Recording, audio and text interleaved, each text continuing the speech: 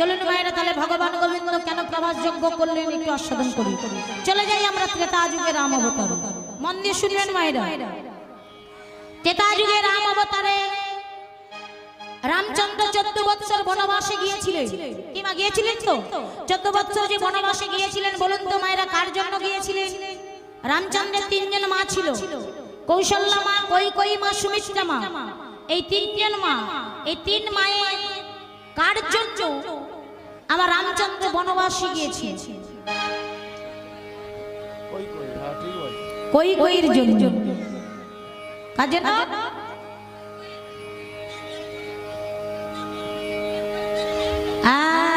এই রে মামা ঠিক ধরেছে।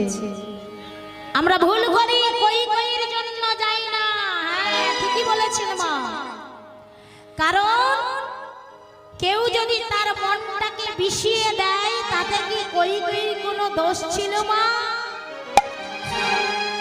কৈকেয়ীর জন্য যায় না মা, ঠিকই বলেছে মা, আমার জানে গো।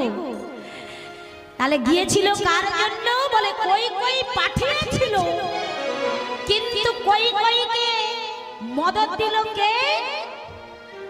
হ্যাঁ কুজি মন্থরা। অপরাধ নেবেন না মা, আমাদের এই হরিবাসের অনেকে কুজি মন্থরার দলের লোক আছে। এটা বলবো, অপরাধ নেবেন না মা। কেমন জানেন কুজি মন্থরার দলের লোক কাকে বলা হয় জানেন? এই যেমন দেখুন আপনি হরিনাম শুনতে এসেছেন, আপনি সঙ্গে করে একজনকে নিয়ে এসেছেন, এখন 2 ঘন্টা হয়ে গেছে হরিনাম, পেছন পেছন খোঁচা মারছে, এই দিদি ও দিদি 2 ঘন্টা হয়ে গেল, বাড়ি যাবি না? চল না খিদে পেয়েছে, এবার খেয়ে বাড়ি যাই। ওরা হলো কুজি মন্থরার দলের লোক। তাই সাবধান, ওদের হাত থেকে একটু দূরে থাকবে। তাহলে কৈকেয়ীর জন্য গিয়েছিল বটে, কৈকেয়ীকে মদত দিয়েছিল কুজি মন্থরা। কেন গো মায়েরা? যখন দশরথ রাজার অবর্তমান কালে রামচন্দ্র যখন রাজ সিংহাসনে বসবে, রাম যখন রাজা হবে ঘোষণা হয়ে গেল, তখন কৈকেয়ী মাতা আনন্দে সবাইকে সবকিছু দান করে দিল। সবাইকে যখন সবকিছু দান করে দিয়ে নিজের দাসী, প্রিয় দাসী কুজি মন্থরার জন্য এই গলার রত্নহারটা রেখেছিল কুজি মন্থরাকে দেবে বলে। কারণ রাম রাজা হবে, 3 মা হলে কি হবে? কৌশল্যা রামকে জন্ম দিলে কি হবে? কিন্তু বিমাতা কৈকেয়ীর মতো করে আমার রামকে কেউ কোনোদিনও ভালোবাসতে পারত না। কুজি যেই না এসেছে, এমন সময় কৈকেয়ী মা আমার এই গলার রত্নহারটা খুলে নিয়ে কুজি মন্থরার গলায় পরিয়ে দিয়েছে। কুজি মন্থরা বলে উঠল, কৈকেয়ী আমার গলায় রত্নহারটা কেন দিলি? এমন সময় কৈকেয়ী বলল, আরে দাসী তুই জানিস না মন্থরা আমার রাম রাজা হবে, আমার রাম রাজা হবে। আমি সবাইকে আনন্দে সবকিছু দান করেছি, কিন্তু তুই তো আমার প্রিয় দাসী, তাই তোর জন্য এই রত্নহারটা আমি রেখেছি, উপহার দিলাম তো। ও মা, কেউ যদি খারাপ না হয় তাকে খারাপ করতে কতক্ষণ লাগে? কারো মনটা যদি ভালো হয় না মা, তার মনটাকে বিষিয়ে দিতে বেশিক্ষণ লাগে না। তাই বলি মা, শত্রুর হাত থেকে সাবধান থাকবে। এমন সময় যেই না রত্নহারটা পরিয়ে দিল, কুজি মন্থরা বলে উঠল, কৈকেয়ী তোর আনন্দ হতে পারে রামকে রাজা হবে করেছে বলে, রাম রাজা হবে বলে তোর আনন্দ হতে পারে, কিন্তু আনন্দটা আমার হয় না। কেন জানিস?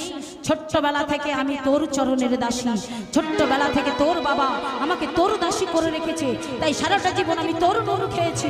আমি তোর সুখের কথা ভাববো না, তোর সুখ ভাববো না, তোর শান্তি ভাববো না, আমি কেমন করে খুশি হব রাম রাজা হবে। হ্যাঁ কৈকেয়ী, তুই এত আনন্দ পাচ্ছিস রাম রাজা হবে বলে, একবার ভেবে দেখ তো, রাম যদি রাজা হয় কৌশল্যা কে হবে? কৌশল্যা হবে রাজমাতা। আজ যে তোদের এত ভালোবাসাবাসি, আজ যে তোদের কৌশল্যার সাথে এত মাখামাখি, বলতো যেদিন রাম রাজা হবে কৌশল্যা রাজমাতা হবে, সেদিন কি কৌশল্যা তোকে এত ভালোবাসবে? মনটাকে কেমন করে বিষিয়ে দিচ্ছে, কিন্তু তবুও কৈকেয়ী কোনো কথা শুনছে না। না, আমার রাম রাজা হবে।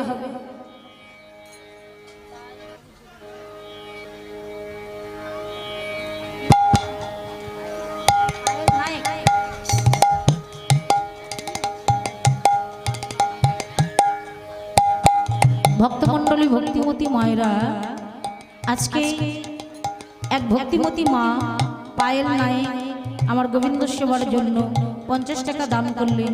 আপনারা সবাই প্রাণ ভরে আশীর্বাদ করুন, ওনার যেন কৃষ্ণ পদে মতি হয়নি। পায়ে গৌর হরি। কই কই বলে উঠলো, হ্যাঁ রে মন্থরা, তুই আমার আমাকে কোনোদিনও সহ্য করতে পারিস না। যখনই আমার আমার কোনো সুখবর আসে তখন তুই আমার মনটাকে বিষিয়ে দিতে চাস কেন? আমার রাম কি করেছে তো তুই আমার রামকে সহ্য করতে পারিস না?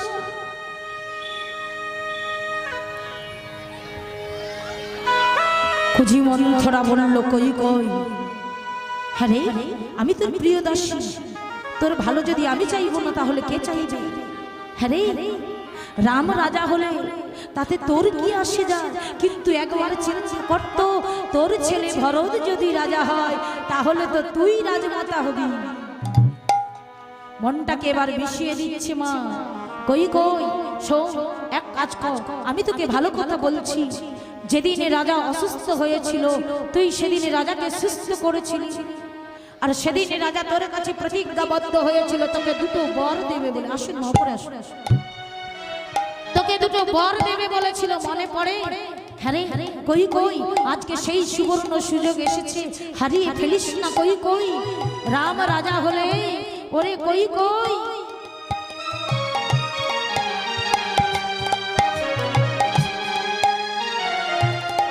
ভক্তমণ্ডলী ভক্তিমতী মায়েরা, আপনারা সবাই শেষে উঠবেন, কারণ এখনো লীলাটা অনেক বাকি আছে। আপনারা যদি একে একে সবাই উঠে সেইভাবে আলিঙ্গন করেন তাহলে আর লীলা গায়ে যাবে। আপনারা বসুন, আপনারা সবাই আমার ভগবানের সেবার জন্য কিছু দান দেবেন। আপনাদের কাছ থেকে দুহাত পেতে আমি ভিক্ষা চেয়ে নেব, তবে মা লীলার শেষে আপনারা উঠে আসবেন। দয়া করে আপনাদের চরণে বিনীত নিবেদন। এটাই গৌর হরি বল হরি। হ্যাঁ কই কই যা, আজ সেই সুবর্ণ সুযোগ এসেছে। কই কই তুই আজকে রাজার কাছ থেকে দুটো বর চেয়ে নে। কই কই বলে উঠলো, মন্থরা কি বর চাইবো আমি? শোন, তোকে দুটো বর দেবে বলেছিল। কই কই আজ সেই সুবর্ণ সুযোগ, দুটো বর তুই চেয়ে নে, রাজার কাছে গিয়ে বল। একবারে পুত্র ভরতের রাজ সিংহাসন, সিংহাসন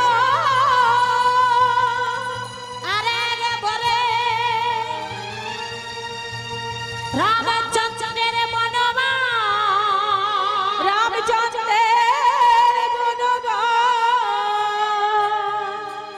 এক ভরে পুত্র ভরতের রাজ সিংহাসন, আর এক ভরে তোর ওই রামচন্দ্রের 14 বৎসর বনবাস। বিমাতা কই কই মনে মনে চিন্তা করছে, আমি এমন বর কেমন করে চাই? আমি যাকে এত ভালোবাসি আমি তো চাইতে পারি না বলবো আমার ছেলে রামের জন্য আমি 14 বৎসর বনবাস চাইবো কেমন করে? কিন্তু মন্থরা তো কথাটা খারাপ বলে না। আমার রাম যদি রাজা হয় তাহলে কৌশল্যা দিদি হবে রাজমাতা, আর কৌশল্যা দিদি যদি রাজমাতা হয় আমায় তো সেদিন আর এত ভালোবাসবে না, এমন করে আমায় আর ভালোবাসবে না আমার কৌশল্যা দিদি। কিন্তু আমার ছেলে ভরত যদি রাজা হয় আমি তো সেদিনে রাজমাতা হব, আর আমি যদি রাজমাতা হই রাজমাতার আদেশ সবাই পালন করবে। রামচন্দ্র রাজা হবে, রাজ্য অভিষেক হবে। পরের দিন প্রাতঃকালে সবাই এসেছে, এমন সময় রাজা দশরথ রামচন্দ্র সবাই এসেছে। যখন এসেছে তার আগের দিনে রাত্রি 12টার সময় রামচন্দ্র কৌশিকীর মাতার কাছে গিয়ে বলে উঠল, মাতা কই গো, একটিবার তোমার ঘরের দরজা খোলো, আমি তোমার কাছে যাব মা। কই কই রামচন্দ্রের কণ্ঠস্বর শ্রবণ করে দরজা খুলে দিলে, রাম তুই এসেছিস মা? মা তুমি আমাকে কৃপা করো, আমি যেন 14 বৎসর বনবাসী হতে পারি, তোমার বাসনা যেন পূর্ণ হয়। কই কই বলছে, রাম রে তুই জানলে কি করে? আমি তোকে 14 বৎসর বনবাসী তুমি বুঝবো না মা, আমি ভগবান রাম, পূর্ণ ব্রহ্ম রাম আমি। কিন্তু জানো মা, তুমি আমাকে কৃপা করে বনবাসে পাঠিয়ে দাও। বনবাসে যদি আমি না যাই, তাহলে মুনি ঋষিরা যে আমার চরণ কোনোদিনও পাবে না। আর ওরা যদি আমার চরণ লাভ করতে না পারে, ওরা যে উদ্ধার হবে না মা। কই কই বলল, রাম রে, আমি যদি তোকে বনবাসে পাঠাই, তাহলে জগতের সবাই আমাকে কুমাতা বলবে। বলে মা, সবাই তোমায় কুমাতা বললে তোমার রাম কোনোদিনও তোমায় কুমাতা বলবে না। পরের দিন রাজ্যাভিষেক হবে, রাজা হবে। কিন্তু মা রামচন্দ্র গেরুয়া বেশ পরিধান করে গিয়েছে। এমন সময় রাজা দশরথ গিয়েছে। রাজা দশরথ যেই না গিয়েছে, কই কই গিয়ে বলে উঠল, মহারাজ, আমার আপনার কাছে দুটো বর ছিল চাওয়া। আপনি আমার কাছে প্রতিজ্ঞাবদ্ধ হয়েছিলেন, দুটো বর আমায় দেবে বলেছিলেন। আজ সেই সুবর্ণ সুযোগ এসেছে, আমাকে সেই বর দুটো দেন মহারাজ। মহারাজ দশরথ বলে উঠল, কই কই বর তুমি অন্য সময় নেবে, আগে আমার পুত্র রাম রাজা হও, তারপর তোমায় বর দেব। কই কই বলল, স্বামী, আনন্দের দিনে বর দিতে হয়, সুখের দিনে বর দিতে হয়। আজ আমার রাম রাজা হবে, সেই সুখ ফিরে এসেছে, সেই আনন্দ ফিরে এসেছে। এই সময় যদি তুমি বর আমায় না দাও, তাহলে আর কখন দেবে? মহারাজ মনে মনে ভাবছে, কই কই মনে হয় অন্য কিছু চাইবে। কই কইয়ের মনের কথা মহারাজ জানতো না। মহারাজ বলল, বলো কই কই তুমি কি চাও? কই কই বলল, স্বামী, আমি যা চাইব তুমি তাই দেবে। বলে, প্রতিজ্ঞাবদ্ধ হলাম, ত্রিসত্য করলাম, তুমি যা চাইবে আমি তোমায় তাই দেব। স্বামী, তুমি আমায় দুটো বর দেবে বলেছিলে, বর দাও। একবারে আমার পুত্র ভরতের রাজ সিংহাসন, আর একবারে পুত্র রামচন্দ্র 14 বৎসর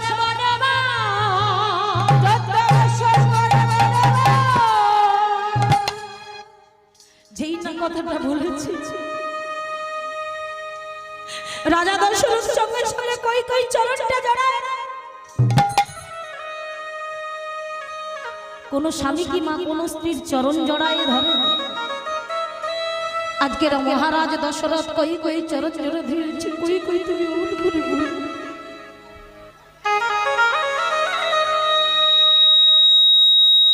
আমার ছেলে রামকে তুমি রাজা হতে দাও, আমার ছেলে রাম রাজা হো না। স্বামী, আমি কোনো কথাই শুনতে চাই না। বেশ, তোমার বাসনাই পূর্ণ।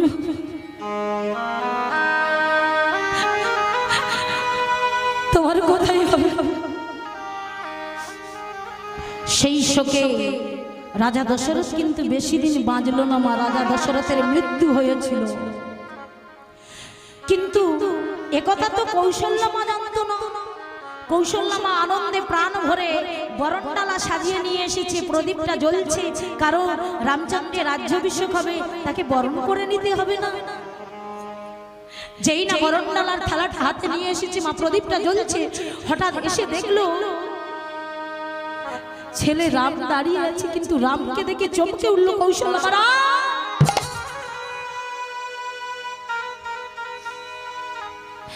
বাবা, এতে কি পড়েছিস? তোর পরনে এই কি বেশ? এতে কি বেশ ধারণ করেছিস? তুই না রাজা হবি, গেরুয়া বসে বসেছিস কেন? আমি জানি না, আমি বলতে পারবো না। না না না বাবা, এই কথা তুই বলিস না। কেন পড়েছিস বল না বাবা, কোথায় যাবি তুই? তুই তো রাজা হবি বাবা, আজকে তো তোর রাজা হওয়ার কথা। মা মা, আমি কোথায় যাব তুমি শুনবে? আমি আমি 14 বৎসরের জন্য বনবাসে যাব।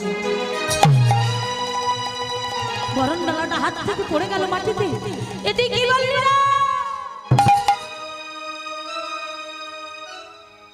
তুই বনবাসে যাবি, কেন যাবি? আমি জানি না। কই কই মাকে তুমি জিজ্ঞাসা করো, কই কই রাতটা ধরে বলছে কই কই রে তুই কি করিস?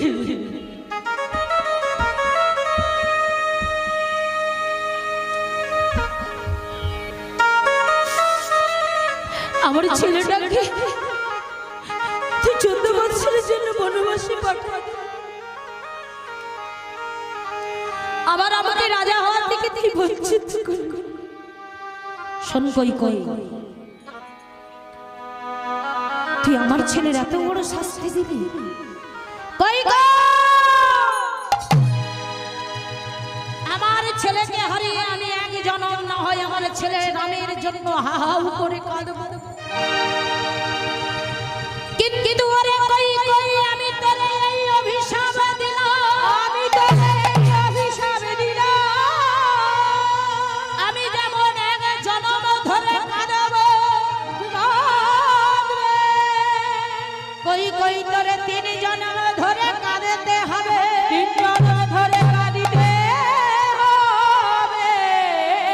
তুই পরজন্মে যাবি মা দেবকী রূপে, দেবকী রূপে আমার তোর ভেতরে সন্তান হয়ে জন্ম নেবে, সন্তান হয়ে জন্ম নেবে। সেদিন কংসের কারাগারে ছেড়ে চলে যাবে, সেদিনই বুঝবি সন্তান হারালে সন্তান হারানোর ব্যথাটা কেমন, ব্যথাটা কেমন। দ্বিতীয় জন্ম হবে তোর উড়িষ্যাতে ইন্দ্রদুম্ন রাজার স্ত্রী হয়ে, তোর নাম হবে রানী গুন্ডিজা। সেদিনে তুই 18টা সন্তানের জন্ম দিবি, 18টা সন্তানের গলার নলি কেটে নদী বক্ষ মাঝে ভাসিয়ে দেবে। সেদিনে বুঝবি তুই সন্তান হারালে সন্তান হারানোর ব্যথাটা কেমন। আর তৃতীয় জন্ম হবে তো, তৃতীয় জন্ম হবে তো জগন্নাথ মিশ্রের স্ত্রী হয়ে নাম হবে তোর শচী মাতা, শচী মাতা। এক এক করে 8টা কন্যা সন্তান হবে, 8টা কন্যা সন্তান চলে যাবে। তারপরে বিশ্বরূপ নামে একটা সন্তান আসবে, সন্তান আসবে, সেও তো তোকে ছেড়ে চলে যাবে। আর তারপর আমার তোর গর্ভে গৌর হয়ে জন্ম নেবে, জন্ম নেবে। ওই নবদ্বীপে 24 বৎসর বয়সে সন্ন্যাস ধারণ বন্ধ নিয়ে তোকে ছেড়ে চলে যেতে হবে।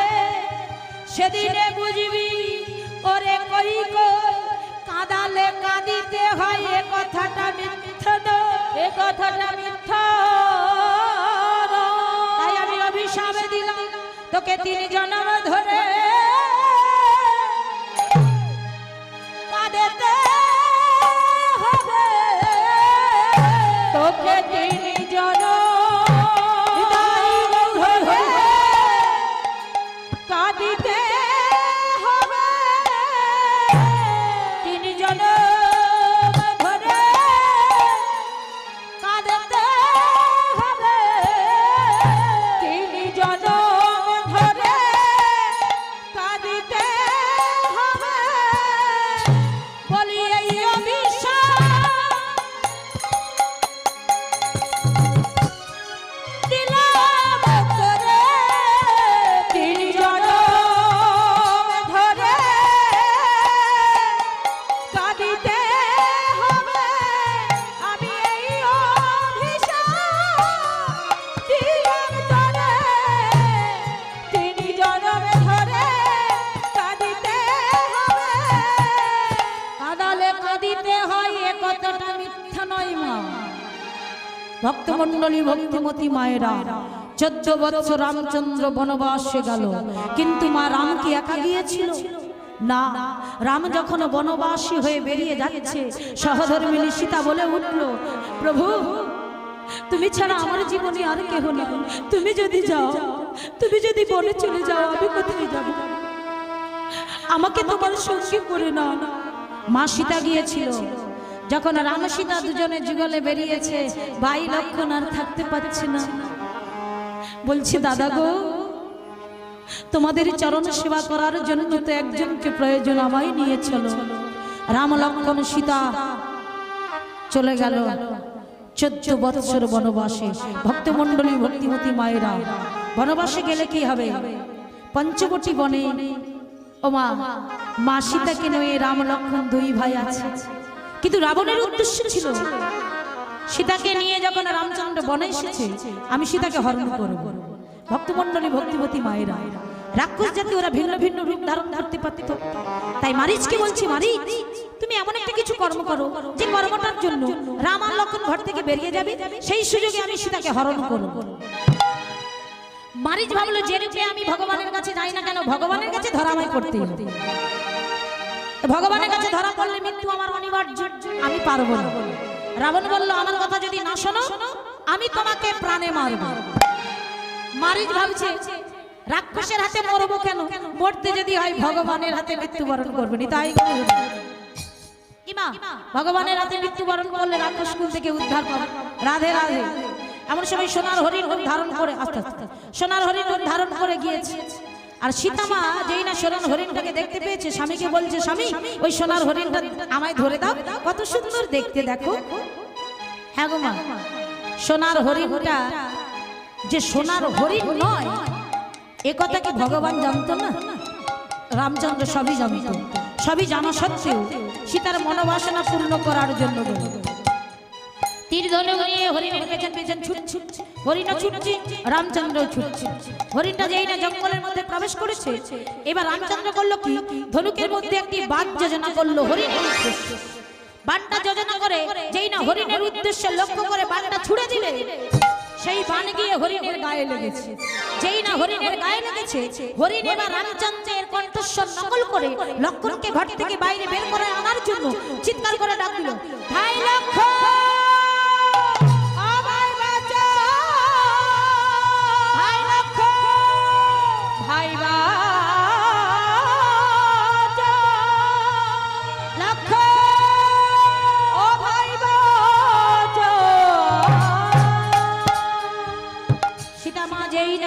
পেল প্রভু রামচন্দ্রের কণ্ঠস্বর ভাই লক্ষ্মণকে বলছে, জানো ভাই লক্ষ্মণ, ওই দেখো তোমার দাদা চিৎকার করে তোমায় ডাকছে, আমার মন বলছে তোমার দাদার কোনো বিপদ হয়েছে, তুমি যাও ভাই, গিয়ে তোমার দাদাকে রক্ষা করো।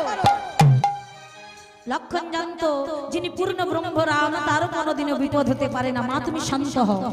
যেই না লক্ষ্মণ কথাটা বলেছে, সীতা মা লক্ষ্মণকে কত তিরস্কার করলো, কত কটু কথা শোনালো। লক্ষ্মণ বলছে, মা গো অমন করে তুমি বলো না, আমার উদ্দেশ্য কোনো খারাপ ছিল না। আমি তোমাদের চরণ সেবা করব বলে তোমাদের সঙ্গে সঙ্গের সাথী হয়েছি, আমার উদ্দেশ্য কোনো খারাপ ছিল না। তবে আমি যাই মা, কিন্তু যাওয়ার আগে তোমার চরণে আমার অনুরোধ, আমি এই গণ্ডিটা টেনে দিয়ে যাচ্ছি, যতক্ষণ আমি আর আমার দাদা ফিরে না আসি তুমি গণ্ডি পার হয়ে বাইরে চরণটা রাখবে না। সীতামা বলল তাই হবে, বেশ। লক্ষ্মণ যেই না চলে গেল মা, এমন সময় সেই সুযোগে রাবণ রাজা এসেছে সাধু বেশ ধারণ করে। ভিক্ষাং দেহি, সাধু বেশে যেই না দাঁড়ালো, সীতামা আসতে, সীতামা ভিক্ষার থালা নিয়ে গিয়ে এমন সময় বললেন, সাধু বাবা এই নিন আপনি ভিক্ষা।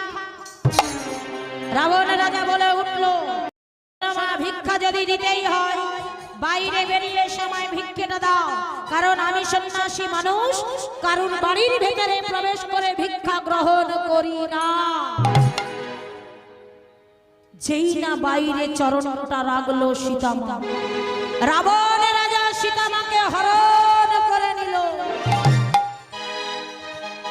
ভক্তমণ্ডলী ভক্তিমতী আসতে, ও মা সত্যিই কি রাবণ রাজা সীতামাকে হরণ করেছিল? রাবণের কোনো ক্ষমতা ছিল না সীতামাকে হরণ করা, কারণ একদিন এর আগে এসেছিল রাবণ সীতামায়ের কাছে। সীতামায়ের কাছে এসে যেই না মা বলে ডেকে দাঁড়ালে, সীতামা বলে উঠল, কে তুমি আমায় মা বলে ডাকলে?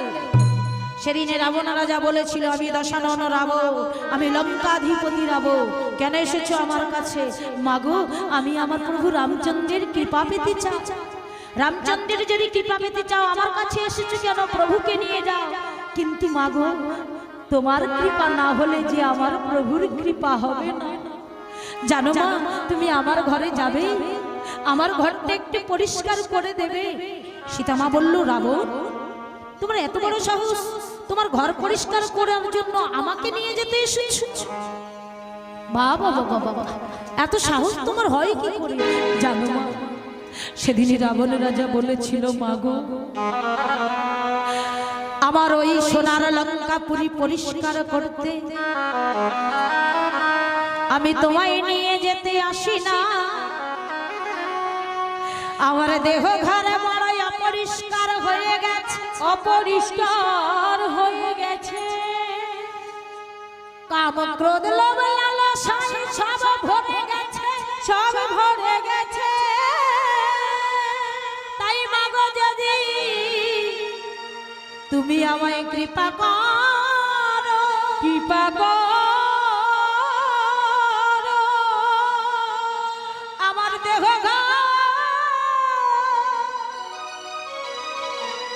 পরিষ্কার হয়ে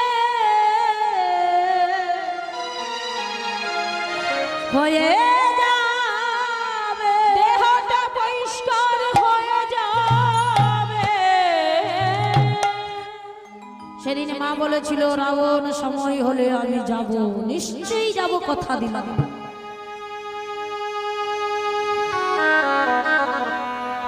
সময় হলে আমি তোমার কাছে যাব, আজ সেই সময় হয়েছে।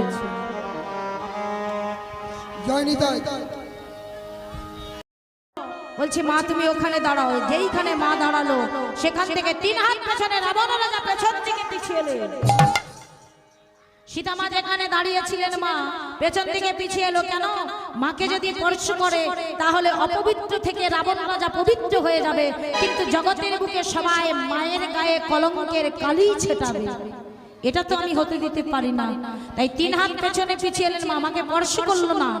নিজের এতই ক্ষমতা ছিল, নিজের এই 2 হাতের নখ দিয়ে মাটিটাকে আঁচড়ে টেনে সীতামা সমেত ওই মাটি শুদ্ধ রথে চাপে, রথে করে নিয়ে গিয়ে সীতামাকে রাখলো কোথায়? কি গো মায়েরা, কোথায় রেখেছিল? হ্যাঁ, অশোক বনে, অশোক কাননে, যেখানে কোনো শোকের ছায়া ছিল না। মন্তান্তরী বলে উঠলো, স্বামী, এ তুমি কি করলে? তোমার 10,000 স্ত্রী থাকতে তুমি ভগবানের বউকে চুরি করলে। মন্তান্তরীর সাথে এক পালঙ্কে ঘুমিয়েছে রাবণ রাজা। রাত্রি 12টার সময় রাবণ রাজা ফুলের সাজিটা হাতে করে নিয়ে যাচ্ছে। মন্তান্তরী বলছে, স্বামী, তুমি কোথায় যাচ্ছ রাত্রিবেলায় এই ফুলের সাজি হাতে নয়ে? বলে, আমি আমার মায়ের চরণ পুজো করতে যাচ্ছি। স্বামী, কে তোমার মা? কেন? অশোক বনে যাকে রেখেছি সীতা মা হলো আমার মা। কি বললে? সীতা মা তোমার মা? হ্যাঁ, সীতা মা আমার মা। ফুলের সাজিটা হাতে নিয়ে ফুল গাছের কাছে গিয়েছে মা। ফুল গাছের কাছে গিয়ে করজোরে নয়ন জলে ভেসে ভেসে বলছে, ওরে পুষ্পরে, তোদেরকে তো সবাই চয়ন করে, আমি তোদের চয়ন করব না। আজ যদি তোরা আমার মায়ের চরণ পেতে চাস, আমার এই সাজিতে তোরা আপনা আপনি ঝরে পাবো। ঝরে ঝরে পড়ছে। ফুলগুলো নিয়ে গিয়ে একটি একটি ফুল আমার সীতা মায়ের চরণে অঞ্জলি দিচ্ছি। কত ভক্তি বল। লক্ষণ এসেছে লঙ্কা, এসে দেখলো মন্দান্তরী বসে বসে কাঁদছে। এমন সময় বলল, মা, তোমার স্বামী কোথায়? মন্দান্তরী বলল, কে তুমি? আমায় মা বলে ডাকলে।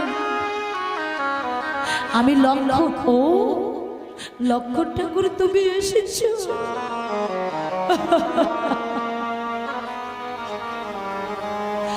লক্ষণ ঠাকুর কেঁদে কেঁদে আমার মুখটা শূন্য হয়ে গেছে।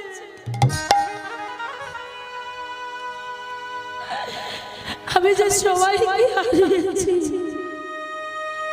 আমার ছেলে, আমার নাতি,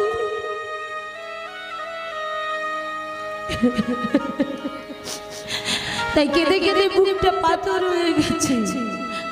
লক্ষণ ঠাকুর, তুমি একবার এক কাজ করবে, তুমি আমার কণ্ঠটা জড়াইয়ে ধরে আমাকে মা বলে ডাকো না। লক্ষণ ঠাকুর, আমি আর তোমার কাছে কিছু চাই না, ডাকবে। মন্ত্রদরির বাসনা পূর্ণ করতে লক্ষণ ঠাকুর মন্ত্রদরির কণ্ঠটা জড়াইয়ে ধরে ভাবা বেশি বলছে, মা গো, বলো না মা, তোমার স্বামী রাবণ কোথায়? বুকটা যেন জুড়িয়ে গেল। মা ডাকে, মা মা, বলো না মা, তোমার স্বামী রাবণ কোথায়? মন্ত্রদরি দেখিয়ে দিলেন, ওই দিকে গিয়েছে। রাবণ রাজার পেছনে পেছনে লক্ষণ যাচ্ছে। কি করে দেখি রাবণ।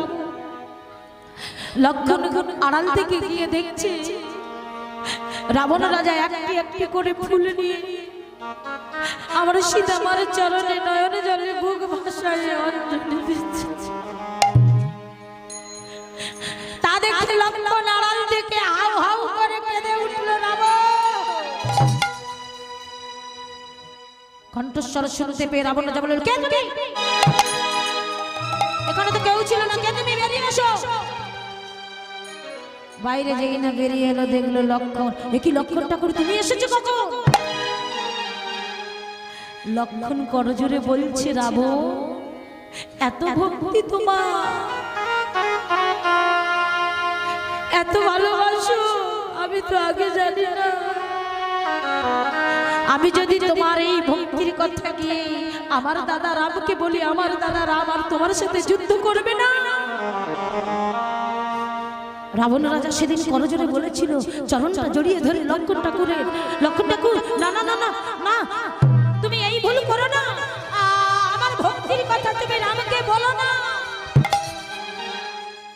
কথা দাও, বলবে না।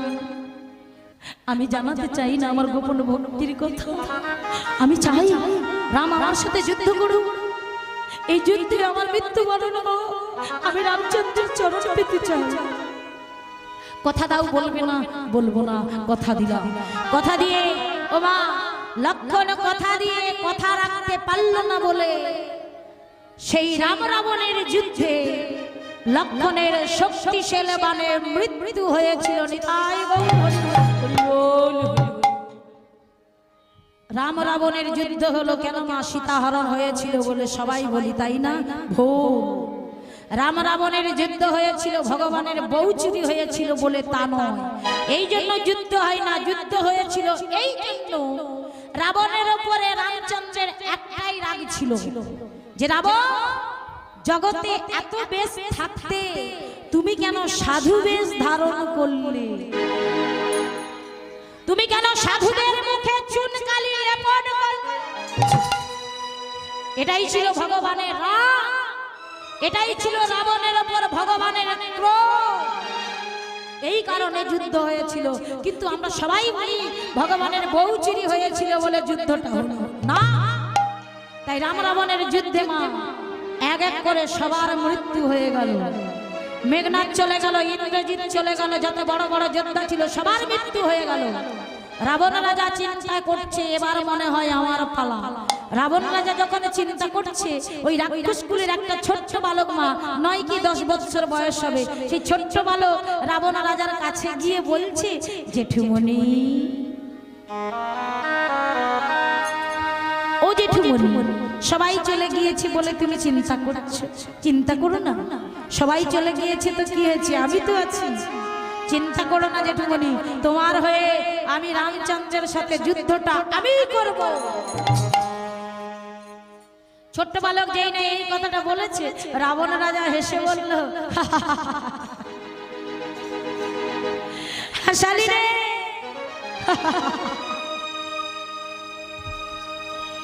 তুই করবি যুদ্ধ? কে মা? ওই 9-10 বছরের ছেলেটি কে মা? অন্য কেউ নয়, ওই রাক্ষসকুলেরই সন্তান। কিন্তু রামচন্দ্রের বড় মিত্র ছিল যে, সেই মিত্রের সন্তান, সেই মিত্রটি হলো বিভীষণ। আর বিভীষণের একমাত্র পুত্র হলো তরণী। রাবণ রাজা বলল, হাসালি তরণী, তুই করবি নাকি যুদ্ধ? জেঠুমনি, আমি ছোট বলে তোমার বিশ্বাস হচ্ছে না, আমাকে তুমি অনুমতি দাও, অনুমতি দাও না জেঠুমনি।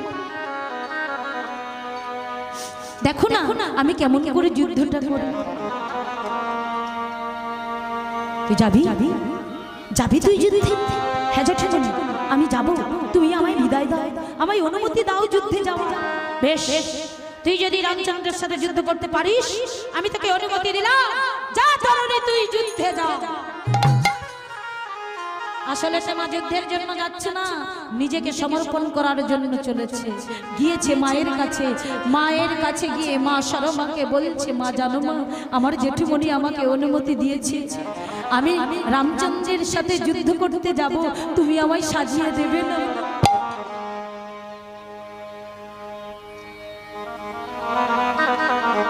মা মনে মনে বলছে, আমার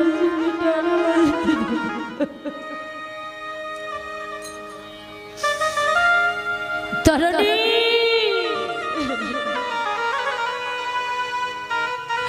যুদ্ধে যাবি?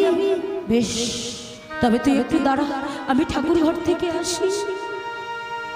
ঠাকুর ঘরে গিয়ে ভগবান রামকে বলছে, প্রভু গো, আমার ছেলেটাকে তোমার চরণে সঁপে দিলাম,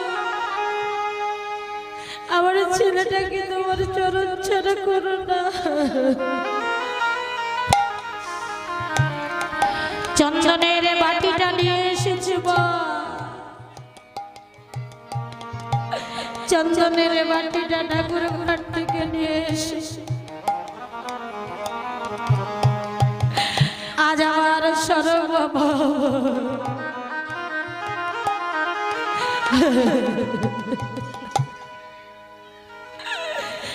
তরুণীকে বলছে, বাবা তরুণী আয় আমার কাছে,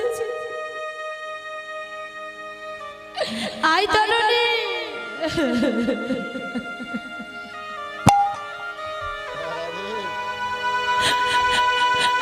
তরুণীকে কাছে পেয়ে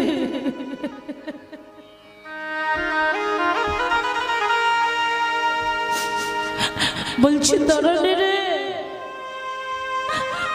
তুই যার সাথে যুদ্ধ করতে যাচ্ছিস চিন্তা করিস বাবা, সে হলো পূর্ণ ব্রহ্ম রাম, ভগবান রাম। তার অঙ্গে যেন কোনো আঘাত না লাগে, কিন্তু ছেলেটাকে তো রক্ষা করতে হবে মা। চন্দনের বাটিটা এনে সর্বঙ্গে রাম নাম লিখে দিয়ে চরণে প্রণাম করছে, মা আমায় বিদায় দা।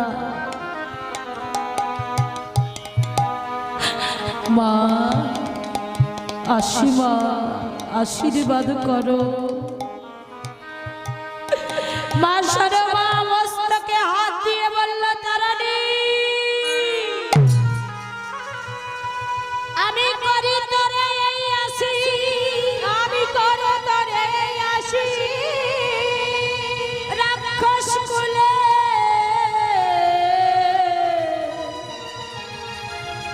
তারনি আর যেন ফিরে না আসি, আর যেন ফিরে না আসি।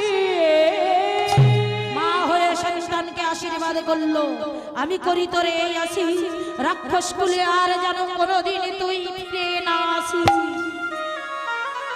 চলে গেল, চলে গেল মায়ের কাছ থেকে অনুমতি নিয়ে, চলে গেল বিদায় নিয়ে। রণক্ষেত্রের মাঠে হুঙ্কার দিয়ে তারানি বলে উঠলো, কই প্রভুরা, এসো আমার সাথে যুদ্ধ করবে। ভগবান দেখে মনে মনে চিন্তা করলো, ওই তো এবার এসেছে বিভীষণের পুত্র তরুণী। আহা বাবা, তরুণী এসেছে আমার সাথে যুদ্ধ করতে। মিত্র বিভীষণকে বলছে, ও বিভীষণ, ওই দূরে তাকিয়ে দেখো তো, একটা ছোট্ট বাচ্চা ছেলে হুঙ্কার দিয়ে আমায় ডাকছে, প্রভু রাম তুমি আমার সাথে যুদ্ধ করবে, এসো। তুমি কি চিনতে পারো ওই বালকটাকে? ভক্তমণ্ডলী, ভক্তিমতী মায়েরা বলুন তো, মায়েরা কোন পিতা নিজের সন্তানকে না চেনে? যেইটা দেখেছি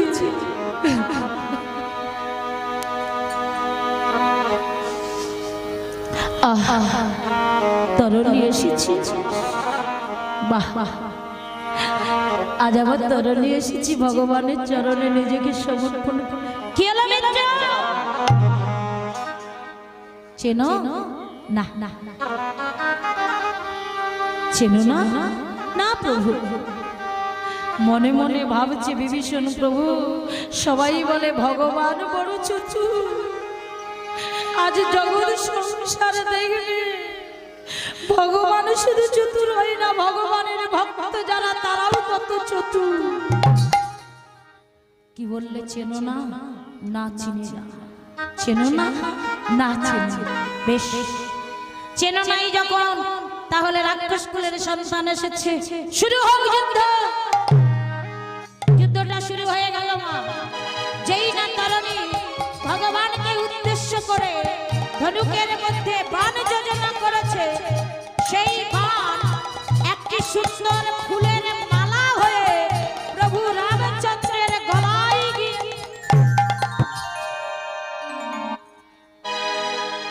যেই না রামচন্দ্রের গলায় মালাটা পড়ে গেল, রামচন্দ্র ভক্তের মনের বাসনা বুঝতে পেরেছে। বুঝেছি তরণী, আর তোমায় বলতে হবে না। শুরু হবে যুদ্ধ। প্রভু রামচন্দ্র যতই বাণ নিক্ষেপ করে তরণীর উদ্দেশ্যে, সব বাণ গিয়ে ফিরে আসে।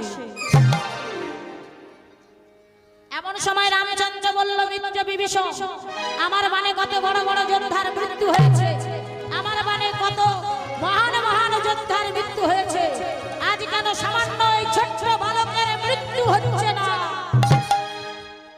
বলতে পারো কোন বাণ নিক্ষেপ করলে ওর মৃত্যু হবে? ভক্তমণ্ডলী, ভক্তিমতী মায়েরা, আজ পিতা হয়ে পুত্রের মৃত্যুর বাণ ভগবানের হস্তে সমর্পণ করল। বিভীষণ বলে উঠল, দয়াময়, ওকে যদি মারতে হয় যেমন তেমন বাণে মরবে না, ও যেমন তেমন বাণে ওর মৃত্যু হবে না। ওকে মারতে হলে তোমাকে বৈষ্ণব বাণ নিক্ষেপ করতে হবে। নিজের পিতা নিজের পুত্রকে মৃত্যুর মুখে ঠেলে দিলেন। আর প্রভু বৈষ্ণব বাণটা যে তুমি নিক্ষেপ করবে না, ভালো করে তাকিয়ে দেখো, ওর সর্বই আমাকে রাম নাম লেখা আছে, কিন্তু জানো প্রভু, ওর কণ্ঠদেশে রাম নাম লেখা নয়। তাই কণ্ঠদেশটাকে উপলক্ষ করে তুমি বাণ নিক্ষেপ করে দাও। যেই না বিভীষণ বলল, রামচন্দ্র আর এক মুহূর্তে দেরি না করে বৈষ্ণব বাণকে ওই কণ্ঠদেশে উপলক্ষ করে যেই না মারলেন। মা ওই বৈষ্ণব বাণ গিয়ে তরণীর কাছে গিয়ে ওই বৈষ্ণব বাণ কণ্ঠদেশটাকে উপলক্ষ করে যেই না ভেদ করেছে, মুন্ডুটা আলাদা হয়ে গেল। কাটা মুন্ডু আলাদা হয়ে গিয়ে চরণতলে পড়েছে রামচন্দ্রে। কাটা মুন্ডুটা রামচন্দ্রের চরণতলে পড়ে রাম রাম রাম করছে। আর কি পিতা সহ্য করতে পারে? ছুটে গিয়েছে যারা।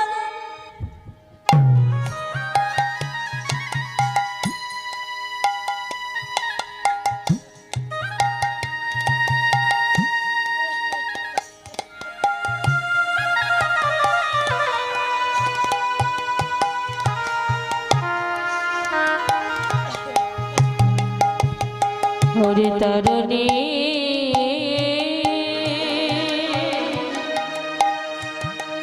ওরে তরণী,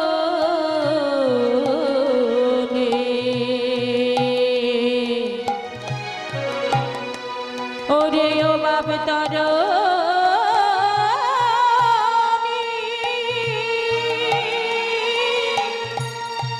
তরণী ফিরে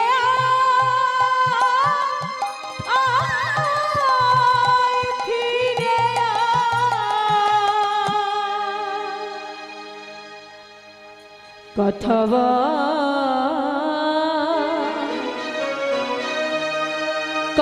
বল রে একবার কথা বল। ও তরুণী,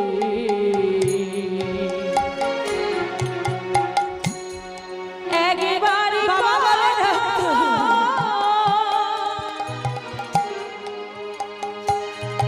কথা তরণী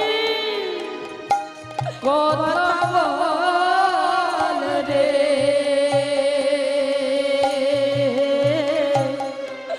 ও তরুণী একবার কথা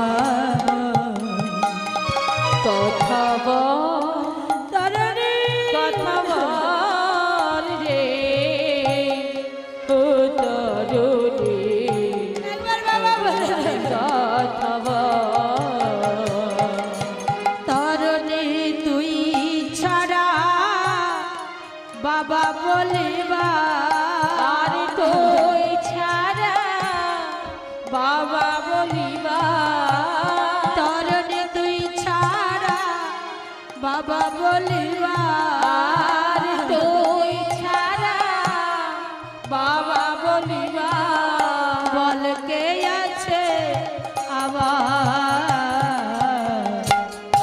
একবার কথা বল তাই হরি হরি কথা বল রে ও তরুণী একবার কথা বল পুত্রের কাটা মুন্ডটাকে বুকে জড়াই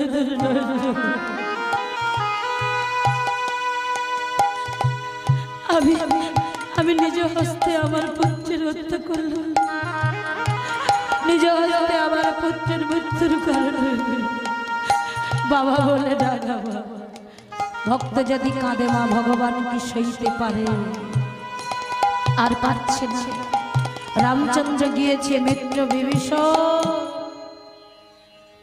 রাক্ষস জাতির কত সন্তান মারা গেছে কোনোদিনও তো অমন করে তুমি কাঁদো না বলো না আজ যাকে জড়িয়ে ধরে কাঁদছো সে তোমার কে হয় প্রভু গো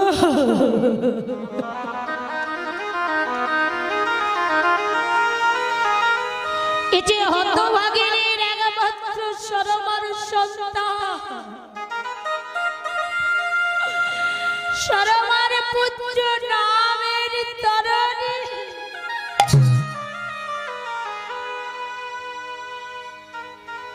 ভগবান বলছে বিভীষণ আর কত লুকাবে আর লুকিও না তরুণী কি শুধু সরমার সন্তান তরুণী কি শুধু সরমার পুত্র আমি জানি না এই যে তোমার পুত্র তরুণী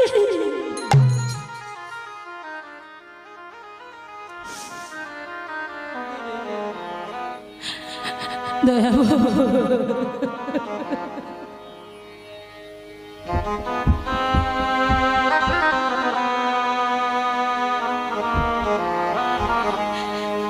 পিতা হয়ে পুত্রকে মৃত্যুর মুখে আমি নিজেই ঠেলে দিই কেঁদো না বলো মিত্র আমার কি বর তুমি চাও যা চাইবে তোমায় তাই দেব প্রভু বর যদি দেবে তবে এই বর দাও আমার পুত্রের মস্তকে ত্রিভুবনের ৩৩ কোটি সবাই যেন এসে চরণ ধুলো দেয় ভগবান বলল তথাস্তু তাই হবে কিন্তু এই ত্রেতা যুগে তা হবে না আগামী দাপর যুগে তোমার মনোবাসনা পূর্ণ হবে তোমার পুত্রের মস্তকটা যে স্থানে পড়ল সেটা একটা তীর্থস্থান নামে খ্যাত হবে যে তীর্থের নাম হবে প্রভাস তীর্থ সেদিন এই প্রভাস তীর্থে আমি মহাপুণ্যস্তক যজ্ঞ করব আর সেদিন ত্রিভুবনের ৩৩ কোটি দেবদেবীকে আমি আমন্ত্রণ করব ত্রিভুবনের ৩৩ কোটি দেবদেবী এসেই তোমার সন্তানের মস্তকে চরণের ধুলোটা দেবে সেদিন তোমার বাসনা পূর্ণ হবে আর শোনো তোমার পুত্র মৃত্যুকালে বদন দিয়ে যে সুবলটা বেরোলো রাম রাম রাম তাই দাপর যুগে তোমার পুত্র তরণী আমার প্রিয় সখা হবে যার নাম হবে সুবল সখা নিতাই গৌর হরি হরি। কি গো মা, ভক্তির মতো ভক্ত হলে ভগবান ভক্তির মনোবাসনা পূর্ণ করে। এই এতগুলো কারণের জন্য ভগবান আমার প্রভাস যোগ্য লীলা করলেন। তাই গৌর হরি হরি হরি। দেবর্ষি নারদকে বলল, নারদ তুমি এক কাজ করো, বলো বলো। শোনো তোমার দায়িত্ব আছে আর অনিরুদ্ধের দায়িত্ব আছে। অনিরুদ্ধকে বলল তুমি যেখানে যা রাজবর্গ আছে সবাইকে আমন্ত্রণ করো। নারদ বলেছে, ও নারদ বলো তুমি এক কাজ করো, 33 কোটি দেব দেবী আর সবাইকে তুমি আমন্ত্রণ করে এসো। একটা জায়গায় যাবে না। কোথায় গো? ও নারদ হ্যাঁ, বৃন্দাবনে যেন তুমি যেও না। কেন গো? বৃন্দাবনে যাব না? কেন যাব না? আমি তোমায় বারণ করছি, তাই তুমি যাবে। বেশ ঠিক আছে। তাই হবে। এবার বৃন্দাবন বাদ দিয়ে সারা ত্রিভুবনে যে যেখানে ছিল সবাইকে আমন্ত্রণ করে ফিরে এসেছে। বলরাম বলছে, নারদ হ্যাঁ, ও নারদ বলো বলো। সবাইকে আমন্ত্রণ করেছো? সবাইকে করেছি, কিন্তু একটা জায়গা তো যায় না। একটা জায়গা যাও না? না, কোন জায়গা? ওই বৃন্দাবনে। নারদ হ্যাঁ, তুমি বৃন্দাবনে কেন যাও না? ওই কানাই যেতে বারণ করেছে। কানাই বলেছে, এই কানাই, এই হ্যাঁ, এ তো দুর্ব্যবহার। তুই কি না বৃন্দাবন যেতে নিষেধ করেছিস? দাদা হ্যাঁ রে, মনে পড়ে সেই মা যশোমতীর কথা, যিনি ছিলেন সেই ধরাসতী, নিজের স্থান কর্তন করে অতিথি সেবা করেছিল। যুগে যুগে প্রতিশ্রুতিবদ্ধ হয়েছিস তুই তার সন্তান হয়ে থাকবি। আজকে সেই মাতা পিতাকে বাদ দিয়েই তোর যোগ্য পূর্ণ হবে। অবশেষে কানাই বলছে, দাদা আমার একটু ভুল হয়ে গেছে, তুমি আমায় ক্ষমা করো। যাও তুমি আমার বৃন্দাবন আমন্ত্রণ করেছো। ভক্তমণ্ডলী ভক্তিবতী মায়েরা নারদের আমন্ত্রণ করতে যাবে বৃন্দাবন। আনন্দের সীমা নয়, আনন্দ ধরে না প্রভু, কতদিন তোমার ওই বৃন্দাবন ধাম দর্শন করি না, আমি যাব ওই বৃন্দাবনে। মনের আনন্দে আজকে নারদ নাম গাইতে গাইতে বৃন্দাবনে চলেছে। এই মেয়েছে না, এই 50 বার শুধু যাচ্ছে আর আসছে, আর এই ফোনটা মুখে লাগছে শুধু।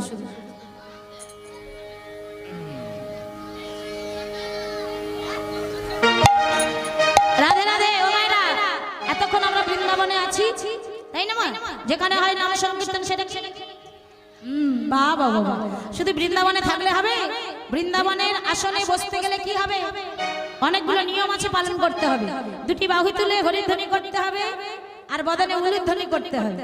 আপনারা বলবেন, মা নাম শুনতে এসেছি, হরিবল বলবো কেন, উলুধ্বনি করবো কেন?